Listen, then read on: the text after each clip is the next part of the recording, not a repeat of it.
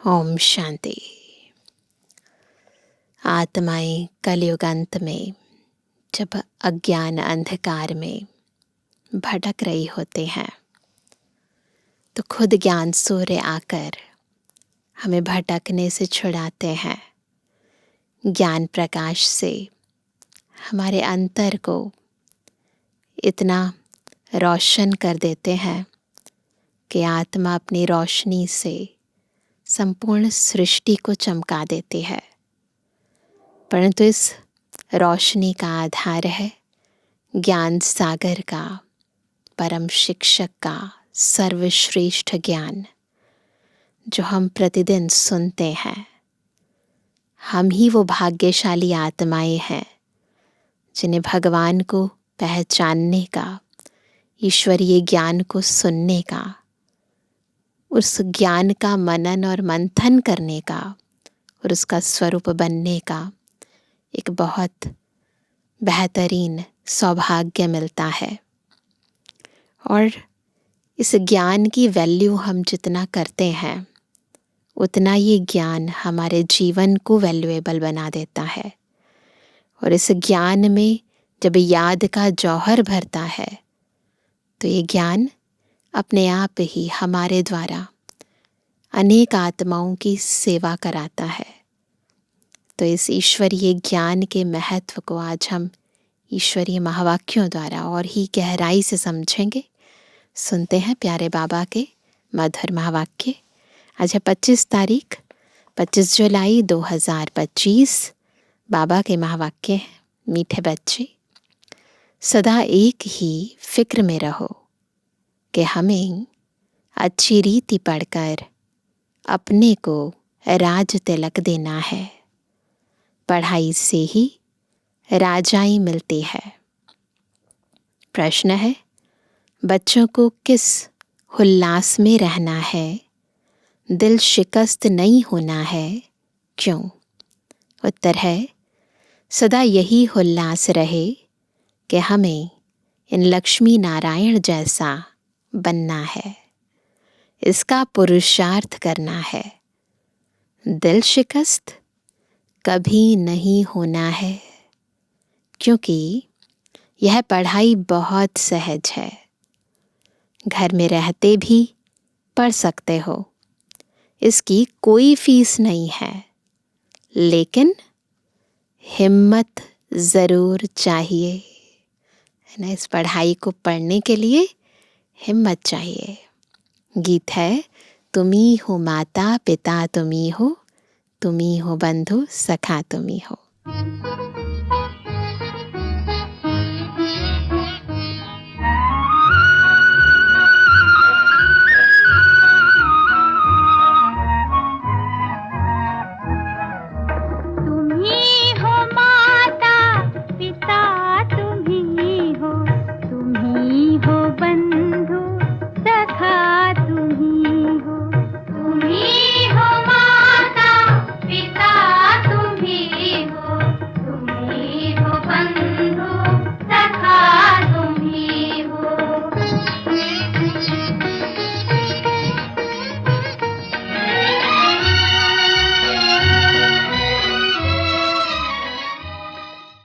ओम शांति। बच्चों ने अपने बाप की महिमा सुनी। महिमा एक की ही है और कोई की महिमा गाई नहीं जा सकती। जबकि ब्रह्मा विष्णु शंकर की भी कोई महिमा नहीं है। ब्रह्मा द्वारा स्थापना कराते हैं, शंकर द्वारा विनाश कराते हैं, विष्णु द्वारा पालना कराते हैं। परंतु करन करावनहार कौन है? बाबा। लक्ष्मी नारायण को ऐसा लायक भी शिव बाबा ही बनाते हैं। उनकी ही महिमा है। उनके सिवाय फिर किसकी महिमा गाई जाए? इनको ऐसा बनाने वाला टीचर ना हो तो यह भी ऐसे ना बने। तो महिमा किसकी है? सुप्रीम टीचर की। फिर महिमा है सूर्यवंशी घराने की। पहले बाबा की महिमा, फिर सूर्यवंशी घराने की महिमा जो राज्य करते हैं। बाप संगम पर ना आए तो इन्हों को राजाई भी मिल ना सके। तो बाबा इस समय आकर हमें ईश्वरीय ज्ञान द्वारा राजाई का तिलक देते हैं। और तो किसकी महिमा है नहीं, फॉरेनर्स आदि कोई की भी महिमा करने की दरकार नहीं। महिमा है ही सिर्फ एक की, दूसरा न कोई। ऊंच ते ऊंच शिव बाबा ही है, उनसे ही ऊंच पद मिलता है। तो उनको अच्छी तरह से याद करना चाहिए ना। अपने को राजा बनाने के लिए आपे ही पढ़ना है। जैसे बैरिस्ट्री पढ़ते हैं तो अपने को पढ़ाई से बैरिस्टर बनाते हैं ना। बैरिस्ट्री पढ़ते हैं तो पढ़ाई से खुद को बैरिस्टर बनाते हैं। तुम बच्चे जानते हो शिव बाबा हमको पढ़ाते हैं, जो अच्छी रीति पढ़ेगा वही ऊंच पद पाएगा। नहीं पढ़ने वाले पद पा ना सकें। पढ़ने लिए श्रीमत मिलती है। मूल बात है पावन बनने की, जिसके लिए यह पढ़ाई है। तुम जानते हो इस समय सब तमोप्रधान पतित हैं। अच्छे व बुरे मनुष्य तो होते ही हैं। पवित्र रहने वाले को अच्छा कहा जाता है। अच्छा पढ़कर बड़ा आदमी बनता है तो महिमा होती है। परंतु है तो सब पतित। दुनिया में फल कितना भी अच्छा पढ़े, फल कितना भी ऊंचा ओहदा मिले, परंतु है तो पतित ना। पतित ही पतित की महिमा करते हैं। सतयुग में है पावन। इस दुनिया के अंदर सब पतित है, चाहे कितना भी कोई ऊंचा है, लेकिन सच में जो महिमा योग्य है वो है सतयुग में रहने वाले। वहाँ है पावन, वहाँ कोई किसकी महिमा नहीं करते। यहाँ पवित्र सन्यासी भी हैं, अपवित्र गृहस्थी भी है। तो पवित्र की महिमा गाई जाती है। तो महिमा का आधार है प्योरिटी। वहाँ तो यथा राजा रानी तथा प्रजा होते हैं, सब पवित्र होते हैं। और कोई धर्म नहीं जिसके लिए पवित्र अपवित्र कहें, कंट्रास्ट नहीं है वहाँ। यहाँ तो कोई गृहस्थियों की भी महिमा गाते रहते। उनके लिए जैसे वही खुदा अल्लाह है, परंतु अल्लाह को तो पतित पावन लिबरेटर गाइड कहा जाता है। तो फिर वो आत्माएं पतित पावन हो सकती हैं, लिबरेटर हो सकती हैं, गाइड हो सकती हैं? नहीं ना। वह फिर सब कैसे हो सकते? दुनिया में कितना घोर अंधियारा है। इसे कहते हैं अज्ञान अंधियारा। जानते नहीं है, बस जो समझ में आता है कर देते हैं। अभी तुम बच्चे समझते हो तो बच्चों को यह औना रहना चाहिए, हमको पढ़कर अपने को राजा बनाना है। जो अच्छी रीति पुरुषार्थ करेंगे वही राज तिलक पाएंगे।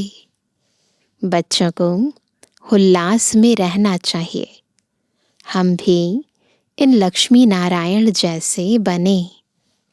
इसमें मूंझने की दरकार नहीं, पुरुषार्थ करना चाहिए।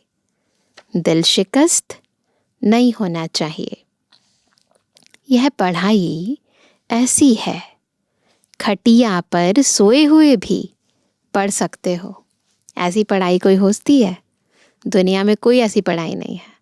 खटिया पर सोए हुए हैं और बाबा को याद कर रहे हैं, ज्ञान का मनन मंथन कर रहे हैं। विलायत में रहते भी पढ़ सकते हो, घर में रहते भी पढ़ सकते हो। इतनी सहज पढ़ाई है।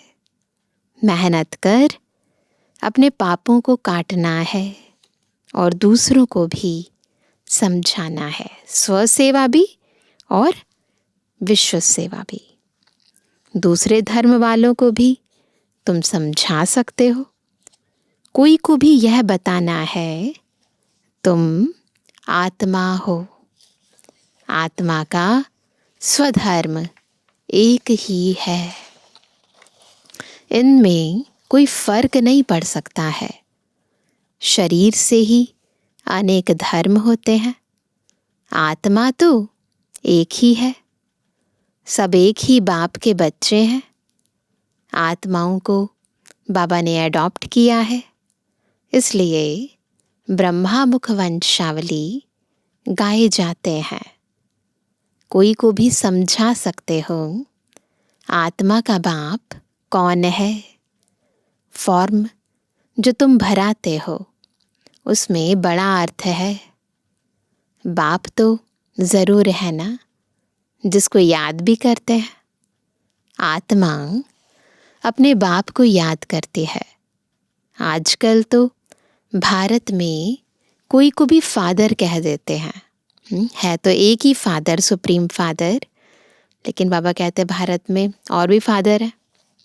मेयर को भी फादर कहेंगे, सिटी फादर कह देते हैं। परंतु आत्मा का बाप कौन है उसे जानते नहीं है। रियल फादर को नहीं जानते।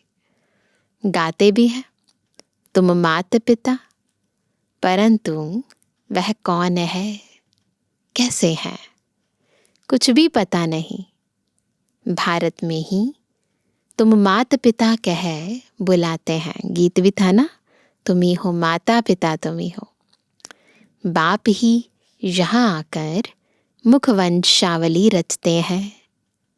भारत को ही मदर कंट्री कहा जाता है, क्योंकि यहाँ ही शिव बाबा माता पिता के रूप में पाठ बजाते हैं।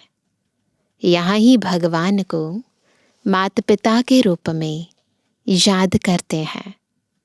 विदेशों में सिर्फ गॉड फादर कह बुलाते हैं, वहाँ केवल गॉड फादर है, यहाँ माता पिता, बंधु सखा। परंतु माता भी चाहिए ना, जिससे बच्चों को एडॉप्ट करें। पुरुष भी स्त्री को एडॉप्ट करते हैं, फिर उनसे बच्चे पैदा होते हैं। रचना रची जाती है ना, रचना रची जाती है। तो रचने के लिए कोई तो मीडियम चाहिए ना।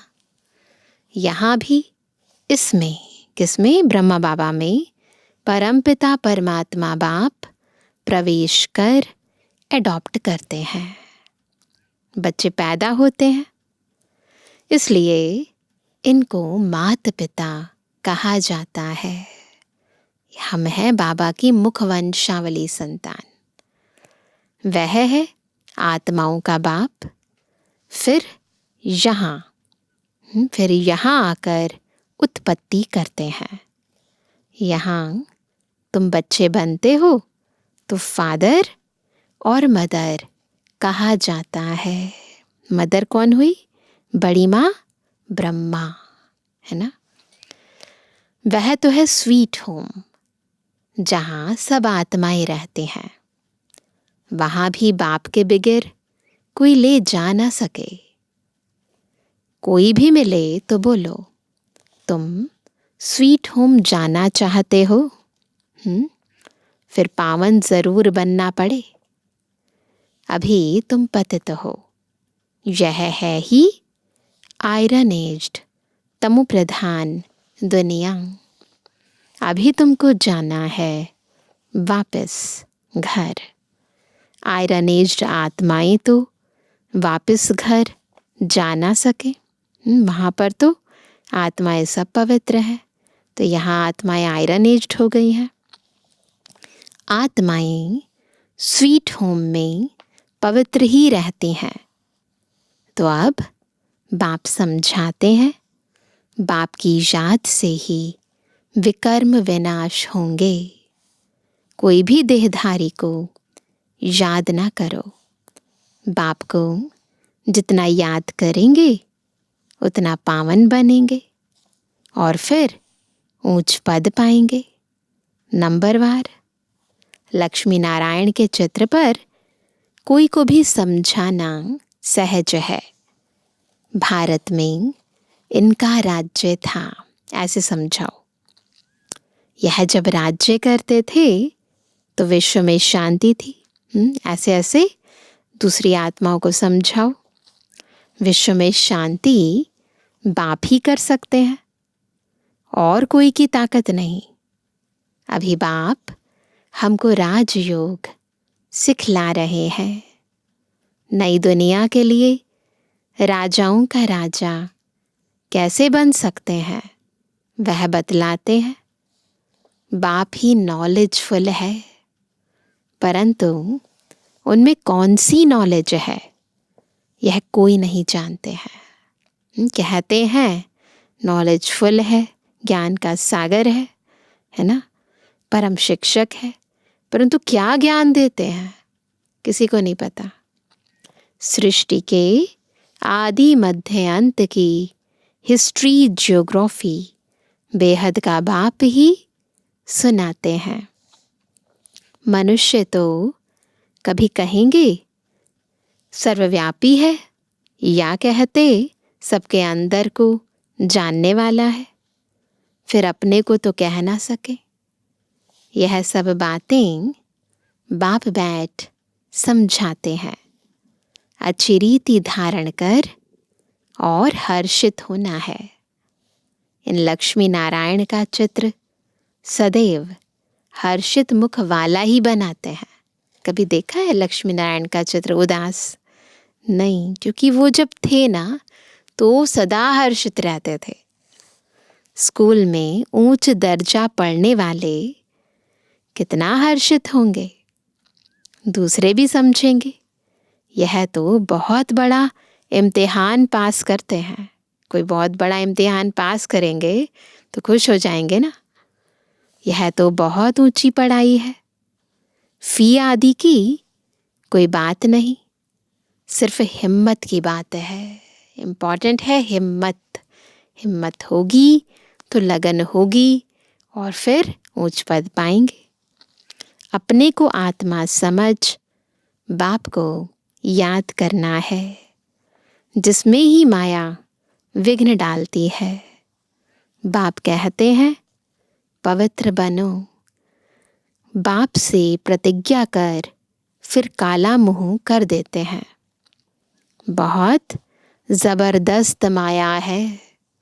फेल हो जाते हैं तो फिर उनका नाम नहीं गाया जा सकता है। फलाने फलाने शुरू से लेकर बहुत अच्छे चल रहे हैं, महिमा गाई जाती है। बाप कहते हैं अपने लिए आप ही पुरुषार्थ कर राजधानी प्राप्त करनी है ना। खुद ही मेहनत करनी है, खुद ही हिम्मत करनी है। पढ़ाई से ऊंच पद पाना है। यह है ही राजयोग, है ना। राजाई पाने के लिए योग है, प्रजा योग नहीं है। परंतु प्रजा भी तो बनेंगे ना। शक्ल और सर्विस से मालूम पड़ जाता है कि यह क्या बनने लायक है। घर में स्टूडेंट की चाल चलन से समझ जाते हैं यह फर्स्ट नंबर में, यह थर्ड नंबर में आएंगे। यहाँ भी ऐसे है। जब पिछाड़ी में इम्तिहान पूरा होगा तब तुमको सब साक्षात्कार होंगे।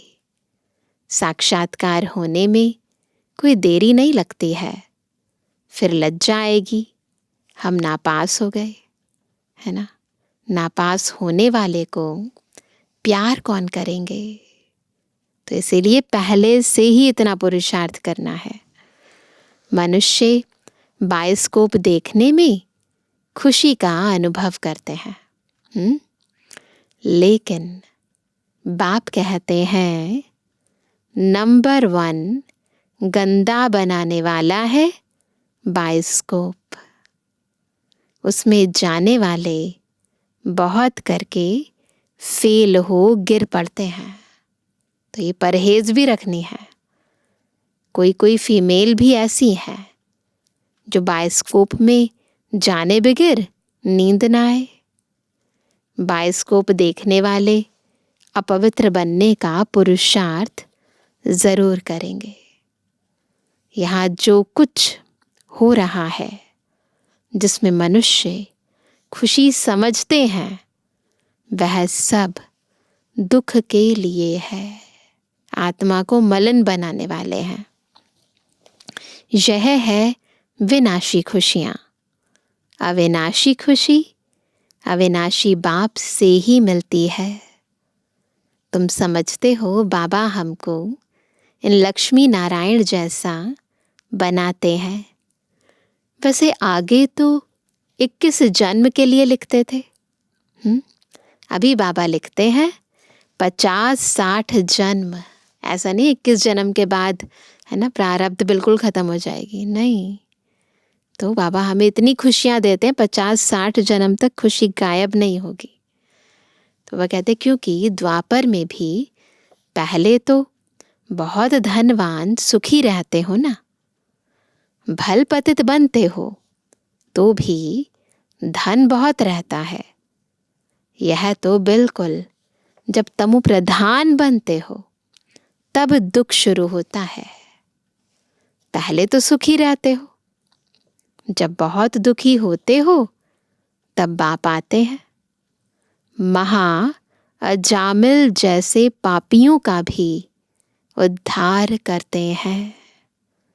बाप कहते हैं मैं सबको ले जाऊंगा मुक्ति धाम।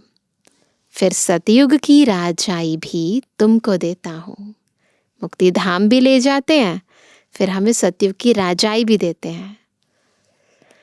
सबका कल्याण तो होता है ना, सबको अपने ठिकाने पर पहुंचा देते हैं, शांति में व सुख में। सतयुग में सबको सुख रहता है, शांति धाम में भी सुखी रहते हैं। कहते हैं विश्व में शांति हो। बोलो इन लक्ष्मी नारायण का जब राज्य था तो विश्व में शांति थी ना, दुख की बात हो नहीं सकती। न दुख न अशांति। यहाँ तो घर घर में अशांति है, देश देश में अशांति है, सारे विश्व में ही अशांति है। कितने टुकड़े टुकड़े हो पड़े हैं, कितनी फ्रैक्शन है। 100 माइल पर भाषा अलग। अब कहते हैं भारत की प्राचीन भाषा संस्कृत है। अब आदि सनातन धर्म का ही किसको पता नहीं है तो फिर कैसे कहते कि यह प्राचीन भाषा है ना। तुम बता सकते हो आदि सनातन देवी देवता धर्म कब था। तुम्हारे में भी नंबरवार है, समझाने में नंबरवार है। कोई तो डल हेड भी होते हैं, स्कूल में ऐसे ही होता है ना, देखने में भी आता है यह जैसे पत्थर बुद्धि है। अज्ञान काल में भी कहते हैं ना, हे भगवान इनकी बुद्धि का ताला खोलो। कहते हैं ना, बाप तुम सब बच्चों को ज्ञान की रोशनी देते हैं, उससे ताला खुलता जाता है। ये जो ज्ञान की रोशनी हमें मिल रही है, ये प्रकाश मिल रहा है, मैं कौन हूँ, बाबा कौन है, चक्र क्या है ना, ये जो हमें डिटेल में बाबा समझानी दे रहे हैं, इससे बाबा कहते हैं ज्ञान की हमें रोशनी मिली है और उससे बुद्धि का ताला खुल जाता है। फिर भी क्या होता है, फिर भी कोई कोई की बुद्धि खुलती नहीं। कहते हैं बाबा आप बुद्धिवानों की बुद्धि हो, हमारे पति की बुद्धि का ताला खोलो। बाप कहते हैं इसलिए मैं थोड़े ही आया हूँ। बाबा कहते इस काम के लिए नहीं आया हूँ मैं, जो एक एक की बुद्धि का ताला बैठ खोलूं, फिर तो सबकी बुद्धि खुल जाए, सब महाराजा महारानी बन जाए। हम कैसे सबका ताला खोलेंगे? उनको सतयुग में आना ही नहीं होगा तो हम ताला कैसे खोलेंगे? तो जिसका पाठ है उसका खुल जाएगा। तो बाबा को ऐसा कहेंगे कि आप खोलो, तो वो तो पॉसिबल नहीं है। ड्रामा अनुसार समय पर ही उनकी बुद्धि खुलेगी। मैं कैसे खोलूंगा? ड्रामा के ऊपर भी है ना, सब फुल पास थोड़ी होते हैं। सारे स्टूडेंट थोड़ी ना फुल पास होंगे। स्कूल में भी नंबरवार होते हैं। यह भी पढ़ाई है। प्रजा भी बनना है।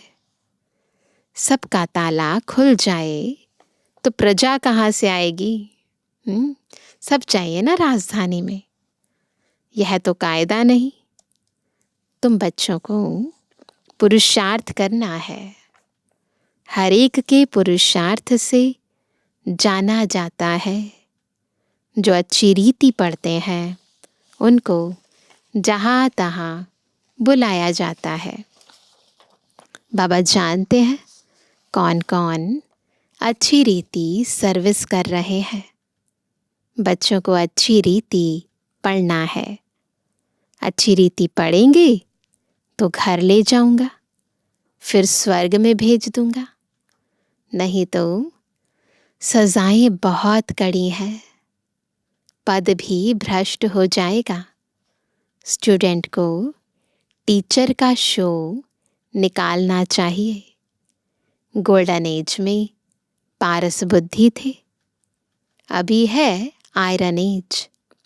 तो यहाँ गोल्डन एज बुद्धि हो कैसे सकती? विश्व में शांति थी, जबकि एक राज्य एक ही धर्म था। तो शांति का आधार है यूनिटी, है ना। एक धर्म, एक राज्य, एक भाषा। अखबार में भी तुम डाल सकते हो, भारत में जब इनका राज्य था तो विश्व में शांति थी, जब लक्ष्मी नारायण का राज्य था। आखरीन समझेंगे ज़रूर। तुम बच्चों का नाम बाला होना है। उस पढ़ाई में कितने किताब आदि पढ़ते हैं, यहाँ तो कुछ नहीं। पढ़ाई बिल्कुल सहज है। बाकी याद में अच्छे अच्छे महारथी भी फेल हैं। याद का जौहर नहीं होगा तो ज्ञान तलवार चलेगी नहीं, है ना। अगर याद का जौहर नहीं होगा तो ज्ञान की तलवार नहीं चलेगी। बहुत याद करें तब जौहर आए। भल बंधन में भी है, फिर भी याद करते रहते तो बहुत फायदा है। तो शारीरिक बंधन की बात नहीं है, मन बुद्धि से याद करना है। कभी बाबा को देखा भी नहीं है, याद में ही प्राण छोड़ देते हैं तो भी बहुत अच्छा पद पा सकते हैं, क्योंकि याद बहुत करते हैं। बाप की याद में प्यार के आंसू बहाते हैं। वह आंसू मोती बन जाते हैं। अच्छा मीठे मीठे सिकंदर जवानी बच्चों पिटवानी बाप दादा का दिल जान सको प्रेम से नंबरवार प्रसाद अंसार यादगार और गुड रूहानी बच्चों की, रूहानी बाप दादा को गुड मॉर्निंग, नमस्ते नमस्ते नमस्ते। धारणा के लिए मुख्य सार। पहला, अपने लिए स्वयं ही पुरुषार्थ कर ऊंच पद पाना है। पढ़ाई से स्वयं को राज तिलक देना है। ज्ञान को अच्छी रीति धारण कर सदा हर्षित रहना है। दूसरा, ज्ञान तलवार में याद का जौहर भरना है। याद से ही बंधन काटने हैं। कभी भी गंदे बायोस्कोप देख अपने संकल्पों को अपवित्र नहीं बनाना है।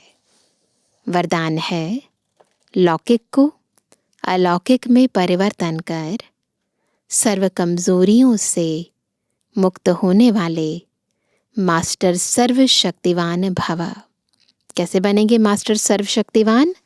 जब लौकिक को अलौकिक में बदलकर सर्व कमजोरियों से मुक्त हो जाएंगे। जो मास्टर सर्वशक्तिवान नॉलेजफुल आत्माएं हैं, वे कभी किसी भी कमजोरी व समस्याओं के वशीभूत नहीं होती। किसी भी कमजोरी या किसी भी समस्याओं के वशीभूत नहीं होती, क्योंकि वे अमृत वेले से जो भी देखते, सुनते, सोचते या कर्म करते हैं, उसको लौकिक से अलौकिक में परिवर्तन कर देते हैं। कोई भी लौकिक व्यवहार निमित्त मात्र करते हुए अलौकिक कार्य सदा स्मृति में रहे। लौकिक कार्य कर रहे हैं परंतु स्मृति में क्या रहे? अलौकिक कार्य। तो किसी भी प्रकार के मायावी विकारों के वशीभूत व्यक्ति के संपर्क से स्वयं वशीभूत नहीं होंगे। तमोगुणी वाइब्रेशन में भी सदा कमल समान रहेंगे। लौकिक कीचड़ में रहते हुए भी उससे न्यारे रहेंगे। स्लोगन है सर्व को संतुष्ट करो तो पुरुषार्थ में स्वतः हाई जंप लग जाएगा। सर्व को संतुष्ट करो तो पुरुषार्थ में स्वतः हाई जंप लग जाएगा।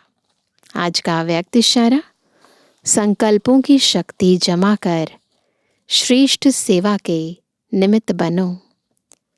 संकल्प शक्ति जमा करनी है तो कोई भी बात देखते, सुनते सेकंड में फुल स्टॉप लगाने का अभ्यास करो। अगर संकल्पों में क्यों, क्या की, क्यों लगा दी, क्यों, क्या की, क्यों लगा दी, व्यर्थ की रचना रच ली, तो उसकी पालना करनी पड़ेगी। केवल रचना नहीं होता ना, पालना भी करनी पड़ती है। संकल्प, समय, एनर्जी उसमें खर्च होती रहेगी। इसलिए अब इस व्यर्थ रचना का बर्थ कंट्रोल करो, तब बेहद सेवा के निमित्त बन सकेंगे। अच्छा, ओम शांति।